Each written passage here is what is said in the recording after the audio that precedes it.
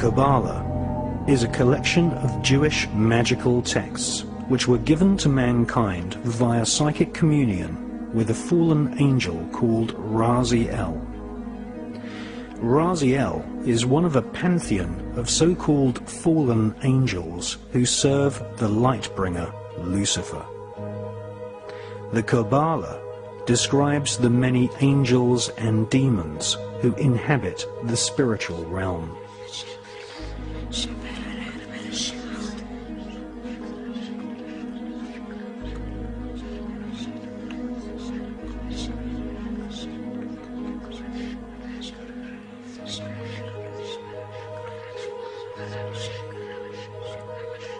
The Kabbalah gives Kabbalists a roadmap called the Tree of Life, which explains how to invoke and communicate with these powerful spirits.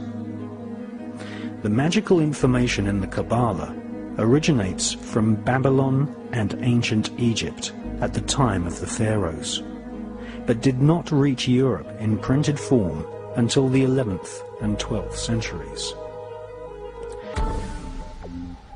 The collection of texts called the Kabbalah were eventually transcribed by Rabbi Isaac the Blind in Provence in the south of France during the 12th century. The Kabbalistic writings of Isaac the Blind fell into the hands of a group of 9 French noblemen. These noblemen became known as the Knights Templar. They laughingly called themselves the Poor Knights of Christ, but these men were far from poor. They deliberately styled themselves as monks so that they could go about their Luciferian Kabbalistic studies and conduct business without being taxed nor arouse suspicion from the Vatican. The Kabbalistic higher secrets of ritual sodomy, the evil eye, chanting incantations, necromancy, blood sacrifice, and invoking the fallen angels in service to Lucifer fascinated the French Knights Templar. They realized that the Kabbalah originated in Palestine, and once they had realized that the Kabbalah was the key to untold spiritual magical power, they cunningly planned a bloody crusade to Palestine in order to search for more Kabbalistic and magical artifacts. The Knights Templar arrived in Palestine with one main goal: to stop the Muslims from gaining any knowledge about the Kabbalah. Historical Islamic oral accounts from the 12th century testify to a sickening crusade of plunder, torture, murder, and sexual depravity. The Knights Templar, once they had discovered the magical teachings of the Kabbalah, were dedicated utterly to destroying its origins so that they might hold its secrets exclusively. Archaeologists have found ample evidence of tunnels constructed by the Templars in Jerusalem. After 200 years of Kabbalistic magic and bloodthirsty crusades, wantonly murdering children, women, and engaging in ritualized sodomy, the French Knights Templar were rounded up, tortured, and executed. Many confessions told of the Knights Templar monks ritually sodomizing each other, invoking evil spirits, and implanting these spirits into animals such as cats. Various black magic artifacts were confiscated from castles owned by the Knights Templar, including silver caskets containing desiccated heads and skulls. The Knights Templar referred to these heads as Baphomets. They were placed at the center of a round table.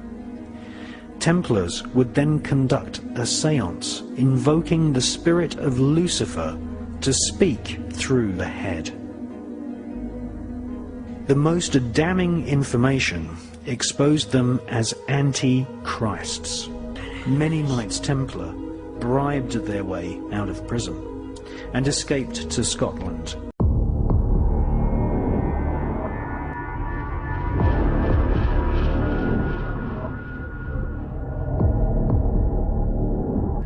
In 1314, the Templars, allied with Robert the Bruce and his army, took to the fields of Bannockburn in the long-awaited showdown with the English. Robert the Bruce's foresight paid off. The 25,000-strong English army suffered a humiliating defeat at the hands of only 6,500 men. The dream of an independent Scotland had finally been achieved. The Templars had brought themselves back from the brink of destruction, and never again would they allow themselves to be destroyed. This time, they would control the country by controlling its kings, and in order to preserve their secret order, the Templars would have to die, or more precisely, the name would have to die. The Templars, who had escaped Europe, were finally laid to rest in Rosslyn Chapel, Scotland, which stands to this day as sign of their presence in Britain.